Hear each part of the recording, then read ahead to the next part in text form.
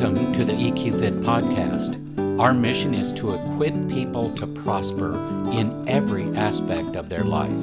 Whether you're at home or in the workplace, we explore practical ways of improving success, satisfaction, finding balance, and building enjoyable and beneficial relationships. Thank you for joining us. In keeping with our new focus for the podcast of really getting down to brass tacks and talking about very specific challenges and how to overcome those, I hope I picked a good one today, and I hope you won't run and turn this off the minute you hear the word conflict, because that's what we're going to talk about today. I want to talk about mastering conflict. Most people dread the word conflict, but let me give you some statistics that I hope will encourage you to look at conflict in a new and a different way. Number one, did you know that teams who learn how to lean into those tough conversations where there can be conflict and probably is, can boost their innovation by 25%. That comes out of the Journal of Product Innovation Management. A 25% increase in innovation is huge. That's a competitive advantage right there. Second fact, Gallup indicates teams that engage in healthy conflict are 26% more likely to achieve better project outcomes. Sounds like a win to me. Number three, unresolved workplace conflict can cost organizations up to $359 billion a year. That is not good. And number four, research by the Chartered Institute of Personnel and Development shows nearly 40% of workers report weekly conflict that impacts their productivity. And number five, according to Harvard Business Review, 25% of managers avoid conflict altogether, often leading to unresolved tensions and lower performance. Some of those things are positive because we're mastering conflict and navigating it well and resolving it. Others are very negative. If we avoid conflict, it isn't going to go away. It isn't going to get any better.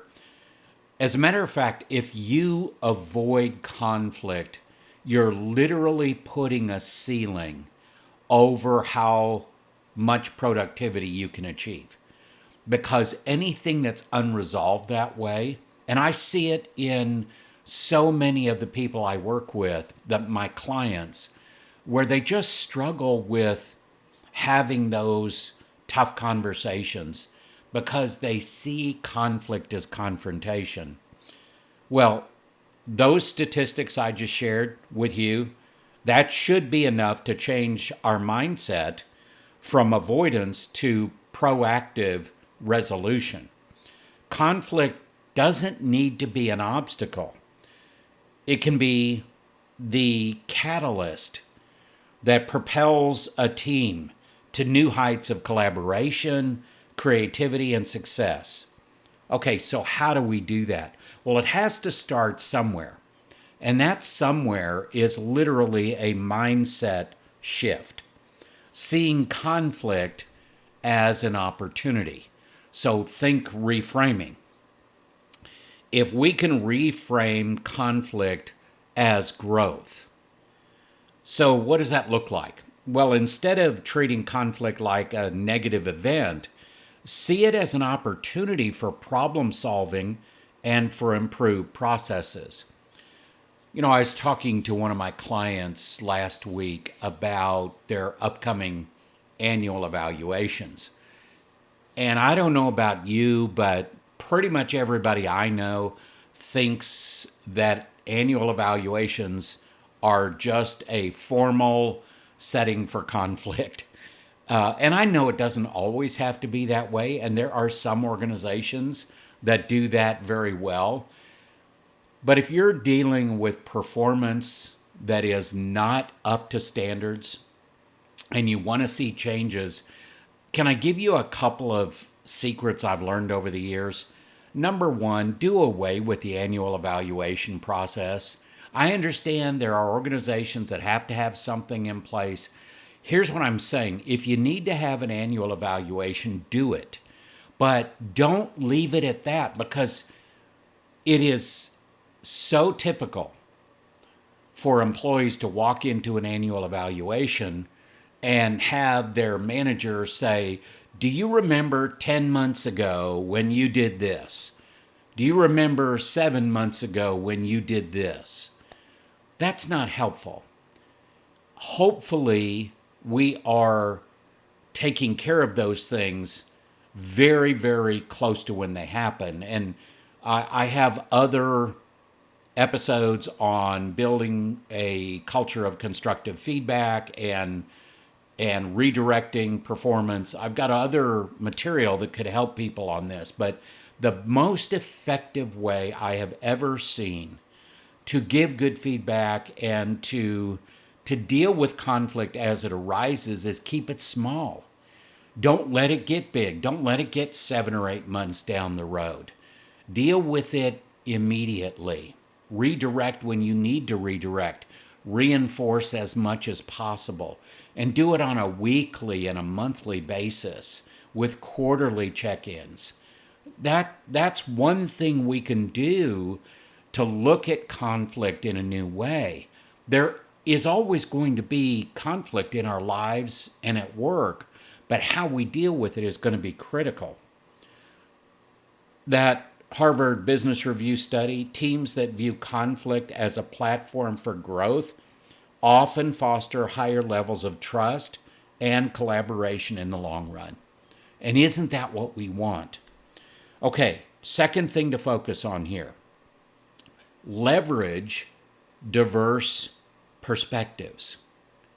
So instead of conflict, and I use this a lot, I use this analogy a lot when I'm talking with people. Are you moving into conflict from a principled or a position? What's the difference? A principle is we're here for the good of everybody. We're trying to figure out what's good for everybody. A position is, I think I'm right, I'm digging a trench and I'm throwing hand grenades at everybody else. And okay, don't take that literally because I don't mean it literally, but you understand what I'm saying. If you come from a place of position, it's very easy to just negate other people's perspectives. Well, what if we were to incorporate those? When people with different viewpoints come together, innovation flourishes. Conflicts arise naturally out of differing perspectives, but when managed constructively, they can lead to more creative solutions. Embracing these kinds of unique angles allows us to address potential blind spots and future-proof our organizations. This ability to master conflict, to resolve conflict in a constructive and proactive way, is a strength that leads directly to competitive advantage if leaders and teams can master these skills. Well, let's look more closely at how to do that. If you know anything about me by now, you know I'm going to work in emotional intelligence somewhere in these episodes. So why is that important? Because conflict is rife with emotions. Number one, people avoid them. Think about the emotions. When you're stepping into a situation where you know there's going to be conflict, be honest with yourself. What are the top 3 emotions that you feel when you know you're walking into conflict? Is it frustration, anxiety, stress, fear? anxiousness? Is it just that physical feeling of being ill? You just feel sick. Well, all of that is being driven by emotions. Maybe you're angry. Maybe somebody's done something that has to be resolved and you're angry about it. How far up that anger escalator are you? Are you at annoyance and frustration, or are you at rage and being livid? I mean, there's a lot of different levels on that anger escalator.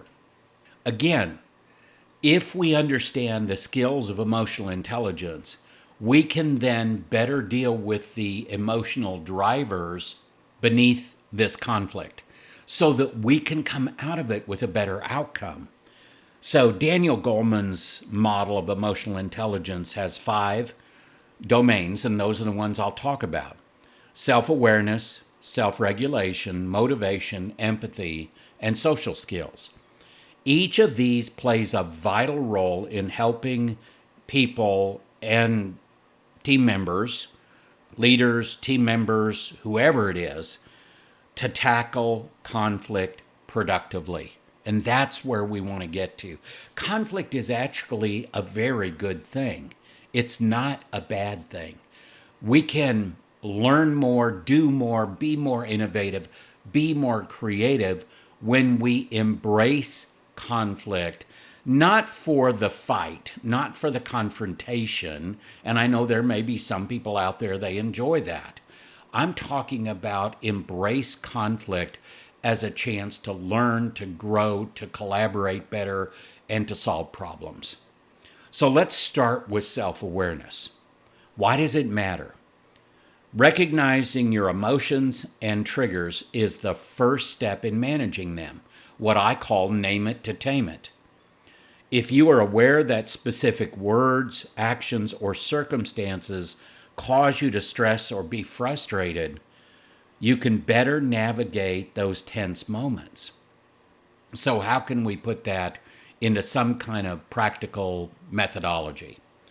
Keep a conflict journal. And I really would love to impress upon people, as much as I hated the whole concept of journaling when I was younger, I do it now because it really does help. There is a release to putting it down, either digitally or on paper. Keep a conflict journal to track situations that evoke strong emotions and strong emotional responses. Reflect on what triggered you. How can you respond more calmly next time? What would you change? What would you do differently? If we can shine a light on our reactions, we can reduce the risk of being blindsided during difficult conversations. The next area we can utilize in emotional intelligence is self-regulation. If we can master self-control under stress, we foster a more respectful and solution-oriented environment. Emotional outbursts or defensive behaviors can derail what could be otherwise productive dialogue. And that's what we're trying to get to, is productive dialogue. How can we put that into practice? Implement a short pause strategy during heated discussions. Take a few deep breaths, count to 10, maybe suggest a brief timeout. This is a very simple technique, but it allows the tensions to cool down and prevents emotional spirals from escalating. If you're getting into tough conversations where you know there's going to be unresolved conflict, we do not want escalation. We want to focus on the issue, not the person, because that's when things can get heated, get defensive, and go in the wrong direction. The third area of emotional intelligence that helps with conflict is motivation. So why does motivation matter here? Well, first, it is intrinsic motivation that we're talking about. It helps people stay focused and on the kind of the greater good of the team, right? And that goes back to that principled approach I talked about versus a positional approach. Instead of what's good for me, what's good for all of us. And having that kind of a focus will help keep the arguments out of conflict resolution. It keeps discussions solution driven rather than ego driven. How can we put that into practice? Well, first, engage in a conflict conversation by articulating shared team goals. If we can kind of set the goals out there, the vision out there so people can see it, it's going to be so much better because then we have something to look to as a standard, and the way that we converse with each other will be better because we're focused on that objective goal instead of maybe butting heads with somebody and egos flaring and all that kind of thing. It can reduce tension. It can foster respect. For instance here, remind everybody that the aim is to serve customers better or to improve a process. It's not about who's right. I learned a long time ago in my marriage that being right is not always a winning strategy. And I can do a whole episode or 10 on that one, but just want to share with you, it's not as much about being right or blaming somebody. It's about collaborating to resolve things, to get that conflict resolution we're looking for. Keep the bigger picture in mind so that we can redirect negative energy toward constructive outcomes. Now, this is where one of the big ones comes in. It's empathy. When individuals strive to understand others' perspectives and what's driving them, their emotional drivers, it reduces tension and it fosters respect, which makes resolution more achievable. A meta-analysis published in the Journal of Applied Psychology found that empathetic listening significantly increases team cohesion and performance. Okay, what's the difference between regular listening and empathetic listening? When you invest yourself into a conversation, when you care about what the other person is thinking and feeling and their perspectives, that's empathetic. If you're just hearing, that's not empathy. So it really is an investment in that communication with that other person. How do we put this into practice? Well, first, reflective listening. Reflective listening is doing what I've talked about with empathetic listening, but then reflecting on what was said to ensure that you understand what the person is thinking, feeling, what their perspective is, where they're coming from. Literally putting yourself in their shoes. That is reflective listening. After the other person speaks, paraphrase their main point and confirm that you understand it. I use that all the time. Here's the question. Here's a freebie for you. The question that I use, if I understood you correctly, and then I ask the rest of the question, which is really a reframing or an understanding, a confirming question to what they have said. And that many times leads to a deeper conversation or even some refinement because we don't always communicate exactly what we're trying to say to someone in the same way. So as we think about this, we have to think about, are we doing the right things? Are we listening well? Are we understanding what that other person is saying to us? And not just saying, what are they emoting? I know a lot of people don't want to talk about emoting. They don't want to talk about the drama of emotions and all of that. And this is probably why 25% or more of managers and leaders avoid conflict, because they don't want to deal with the emotional aspects.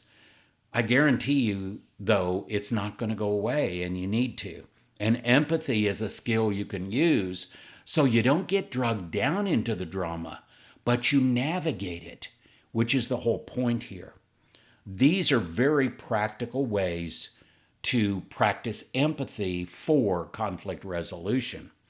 Then, social skills.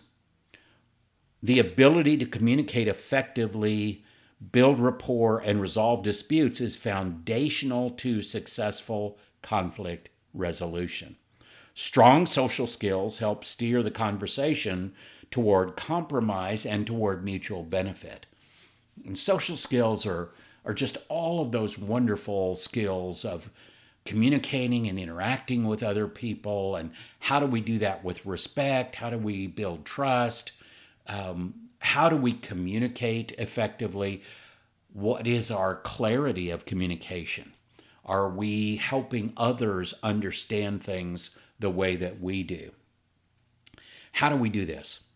Use open-ended questions such as, what do you propose? Or how do you see this affecting our timeline? And use neutral language to invite collaboration. One of the toughest questions that people ask that trigger conflict is, why did you do it that way? Why? Why can very, very much feel like judgment. And so we want to be careful with the way that we phrase things. And the intent may not be to create that feeling in somebody else, but you've got a sender of the communication and you have a receiver of the communication, and both sides count. So we have to think about those things. If you sense hostility rising or defensiveness, interject with a simple statement like, let's find what we can agree on. Then let's address our differences. Those are some very, very practical ways that we can leverage the skills of emotional intelligence to foster and master conflict resolution. Now we're going to look more deeply at how we can have specific action steps to reach that point of conflict mastery. So when it comes to action steps, I want you to keep the word calm in mind. C-A-L-M, calm. That's going to be very important because the last thing we want to do is escalate conflict, which turns into confrontation, which turns into a war, which isn't going to help anybody. So how can we do that? How can we practice conflict resolution in a calm manner? First, set ground rules. Encourage everyone to refrain from using personal attacks or interruptions. Interruptions are a big one. That can trigger people because they feel like you're not allowing them to get out what's important to them and say it. And all you have to do is give them a chance to finish, and you can avoid those escalations that come from interruptions. Establish a safe space which makes everybody feel respected and heard. Here's the second thing you can do. Focus on the issues, not the personalities. Rather than saying, you're always late, or why did you do that? Highlight the impact. Okay, when deadlines slip, it affects the entire team's workflow. You see the difference there? This keeps the dialogue constructive rather than accusatory or judgmental. That's what we want to stay away from. I mean, you may want to do that, and you may be the leader and you may have a right to do that. It's still not going to get you any further down the road. You may make you feel better for a little while, but you still got the same problem. And you're not going to be able to redirect behavior if you pass judgment on someone, if you verbally judge them, because they're going to throw up a defensive wall that's even stronger than the last time. And you want to break down those defense mechanisms. So the third thing we can do, use yes and language. So borrowed from improvisational theater, yes, and helps you acknowledge the other person's perspective before building on it. This signals that you value their input and are eager to find common ground. And the fourth thing that you can do as a practical action step is seek a win-win outcome. Strive for solutions that benefit everybody involved. Now, that doesn't mean everybody's going to get everything they want. That's compromise. But we can get win-wins out of these conflict situations. It might mean negotiating a compromise that addresses each party's highest priorities. Maybe they don't get everything, but they get one or two of their top priorities taken care of. What's the long-term impact of this? This is what I call future-proofing your organization. If you can build this constructive conflict resolution where it's proactive and you don't let it fester and build for long periods of time, what can it do? Well, first, you're going to get gains in innovation. The 25% innovation boost cited in the Journal of Product Innovation Management underscores how constructive conflict can be. I know that sounds weird, how constructive conflict can be. But the reality is it can spark new ideas, innovations, creative solutions. If we normalize conflict as healthy, as an essential part of your teamwork, and frankly, as an essential part of growth, you're really in a place where you can take your team and your organization into continuous improvement, continuous growth, and a competitive advantage, which is exactly where you want to be. If we can create this culture where we can resolve conflict in good and productive ways, we're going to improve resilience. Teams that regularly engage in respectful conflict resolution, they become more adaptable. According to organizational psychologist Adam Grant, the ability to debate vigorously yet maintain strong relationships is a key marker of high-performance teams. And even more, you get better retention and a better culture. When people feel they can voice their concerns and ideas without fear of retaliation, they're more likely to remain in your organization. This openness cultivates a positive, honest culture where success is shared and learning is constant. And I can't stress how important that is, because to have constant learning, you have to develop a culture of a growth mindset. That has to start with individuals, and then it needs to bubble up throughout the entire organization. So let me close with some final thoughts here. Conflict doesn't have to be a dreaded event. It can be a strategic tool. By integrating the 5 categories of emotional intelligence into conflict resolution strategies, not only do you resolve disputes faster, but you build a culture of respect, trust, innovation, and continuous improvement. After all, if you think about it, the organizations best prepared for the future aren't the ones that run from conflict. They're the ones that harness it for greater collaboration, innovation, and creativity. So, if we're ready to lean into conflict, we will be watching our team thrive. That's where we need to be. Start by practicing self-awareness and self-regulation in your own interactions. Then guide your team to do the same thing. And it doesn't matter what role you play on the team. You don't have to be the leader. You can do this yourself. You can lead by example here. Embrace conflict as your secret ingredient for success. Because when you manage conflict well, It's truly the game changer your organization, your team, and you really need. Thank you for joining us for this episode. If you have any questions about this week's episode, or maybe a suggestion for future episodes you'd like us to explore, please contact us through our website at eqfit.org. For more information and inspiration, connect with us on LinkedIn, Facebook, and YouTube at EQFit.